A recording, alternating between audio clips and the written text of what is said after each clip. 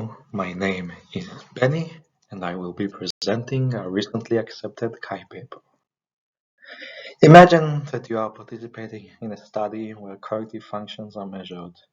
You might be completing a flanker task where you are presented with 5 arrows and need to quickly press a button based on the central arrow, which only needs you to get yet another set of 5 arrows. This repeats 400 times, taking about 12 minutes overall. How would you experience this cognitive task? You might get bored, demotivated, disengaged, struggle to maintain your attention, and respond somewhat erratically. Now, why did you go through that? From the researcher's perspective, such tasks can measure cognitive functions that help individuals adapt to the uncertainty and ever-changing demands of the modern world, making these measures highly valued across different domains from scientific research to healthcare. However, cognitive measurements can leave much to be desired, as they often provide biased and unreliable measurements. A major obstacle to obtaining high-quality cognitive measures lies in the mismatch between the demands cognitive tasks place and the experience they provide. Cognitive tasks need participants to remain motivated, focused, and engaged, and consistently put effort throughout the task, but this is undermined by the bad experience these tasks provide. One reason for this mismatch is that cognitive tasks severely limit participants' sense of control over the interaction, which is a crucial motivational factor. This is typically done to ensure valid measurement, leading cognitive tasks to involve static environments that only provide participants with narrow response options and are unaffected by participants' responses. Cognitive games try to solve the motivational shortcomings of cognitive tasks by using game-like features to create a better experience.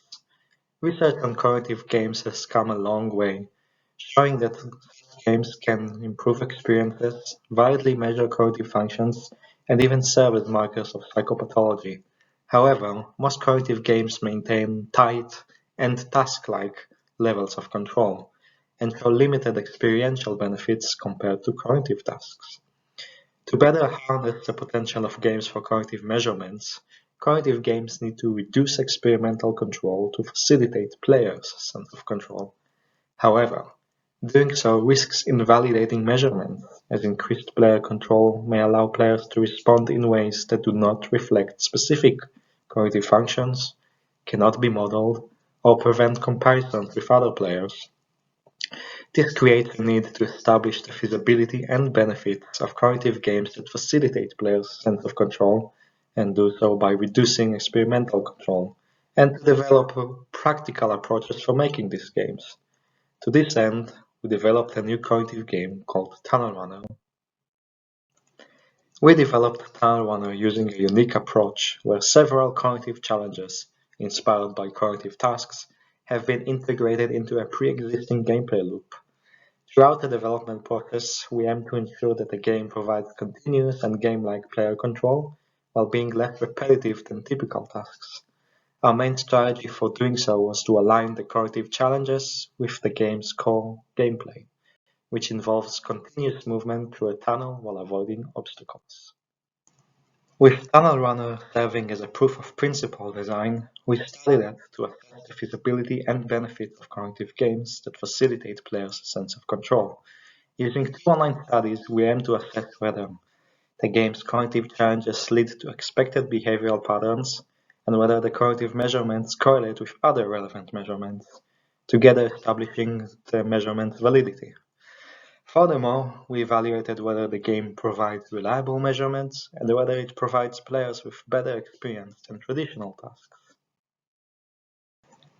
When designing Tunnel Runner, we wanted to ensure that the game is simple in its control mechanics and is intuitive.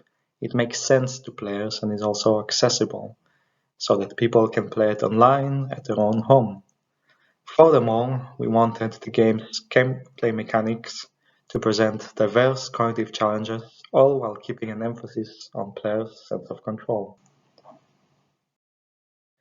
The game consists of regular trials, where all the rats have the same color, and pressing the A key moves them to the left, while the LK key moves them to the right. Whereas in mismatching flanker trials, the central and flanker rats have different colors, which enable us to see how well players can deal with this mismatch. In lava trials, which are based on stop signal tasks, lava surrounds the rats after a short delay. These trials enable us to see how long players need to avoid initiating a movement. In ice trials, which are inspired by Simon tasks, the tunnel is covered by ice which reverses the controls, so pressing A moves the rights to the right and pressing L moves them to the left. Lastly, on breaks from running trials, participants encounter snacking trials, which are inspired by the Iowa gambling task, where players are faced with 4 different boxes, where boxes with bigger immediate rewards are less beneficial on the long run, which enables us to test their decision-making under uncertainty. We ran 2 studies with about 120 participants each that involved behavioral data collection from tunnel runner and cognitive tasks, specifically a flanker task in a first study and stop signal task in a second study. We measured self-report data for players' experience and engagement, their effort and frustration, and also their cognitive reflection and lack of premeditation. The last 2 were meant to validate the measures of decision-making. The procedure of our studies involved participants filling questionnaires, playing the game, filling questionnaires about their experience, then performing cognitive tasks, and finally answering questions about their experience in that task. I should mention that we used one-sided tests when we had clear a priori hypotheses, and we used hierarchical regressions for testing effects and estimating individual differences. We found that players reported much higher focused attention, sense of reward, aesthetic appeal, autonomy, curiosity, enjoyment, and meaning in the game than in the tasks. However, players found the game to take more effort than both tasks and to be more frustrating than the flanker task, but less so than the stop signal task. Zooming in on players' sense of autonomy, which is closely related to their sense of control, we see that while participants generally reported very little autonomy in the tasks, they reported much greater, yet with much room for improvement, autonomy in the game, where some players felt fairly autonomous, whereas others didn't quite feel that way. We had silent expectations from the game-based flanker measure. We expected the mismatched slow responses, which we observed. We also expected less accurate responses, which we observed. We expected the flanker effect on reaction time to initially increase, which we observed.